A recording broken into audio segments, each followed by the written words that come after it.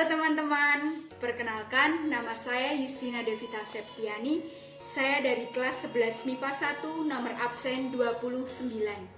Pada kesempatan kali ini saya akan mempresentasikan tentang pembangkit listrik tenaga sampah yang berada di Benowo, Surabaya. Sejarah pembangkit listrik tenaga sampah Benowo, Surabaya. Dalam usaha menangani masalah sampah, pembangunan pembangkit listrik tenaga sampah Benowo, Surabaya yang telah beroperasi sejak tahun 2001, namun diperkirakan hanya mampu menampung sampah selama 10 tahun. Sejak awal melibatkan peran sentral pemerintah kota Surabaya. Pemerintah kota Surabaya melirik peluang pengolahan sampah menjadi tenaga listrik seperti yang telah dilakukan negara-negara maju.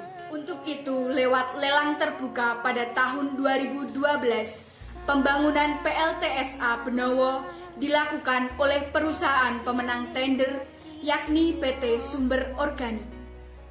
Perusahaan itu membayar sewa tanah dan set lainnya dengan nilai 3 miliar per tahun.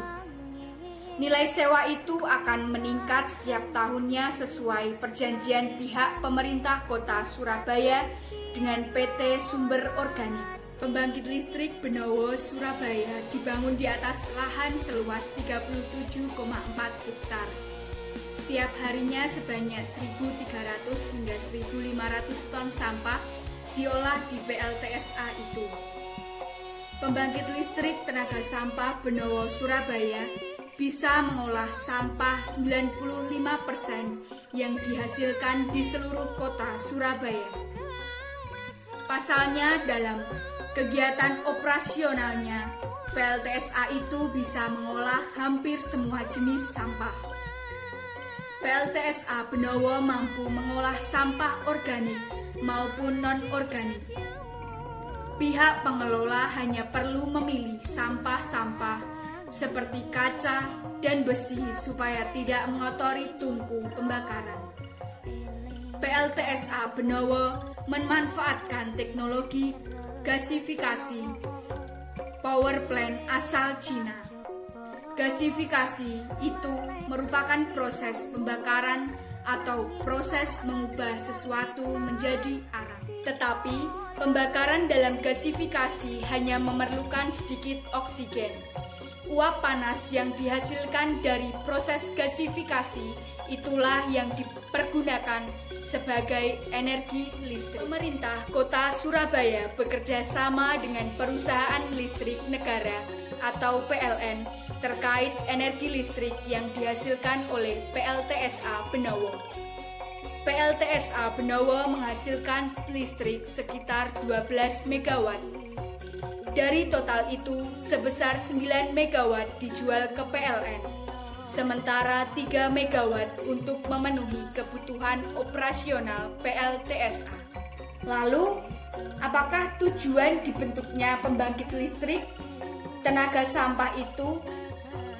Nah, berikut ini adalah tujuan dibangunnya atau dibentuknya pembangkit listrik tenaga sampah itu adalah 1. Menangani masalah sampah. Semakin banyak sampah, maka lingkungan akan semakin tercemar dan akan mengakibatkan bau-bau yang tidak sehat. Yang kedua, menambah pemasukan bagi kas pemerintah kota Surabaya. Yang ketiga, memenuhi kebutuhan operasional. Lalu, prestasi atau penghargaan apa yang telah diraih? Berikut ini adalah prestasi atau penghargaan yang telah diraih PLTSA Benowo, Surabaya. Pembangkit listrik tenaga sampah di tempat pembuangan akhir atau TPA Benowo, Surabaya merupakan PLTSA pertama sekaligus terbesar di Indonesia. Dari Kementerian Lingkungan Hidup dan Kehutanan atau KLHK, yaitu Adipura Kencana, kinerja pengurangan sampah, dan 5 singkatan K yang diberikan pada tanggal 14 Januari 2019. Kemudian, keuntungan apa yang dirasakan masyarakat sekitar dan warga Surabaya pada umumnya? Keuntungan yang dirasakan adalah 1. Mengurangi ketergantungan pada bahan bakar fosil.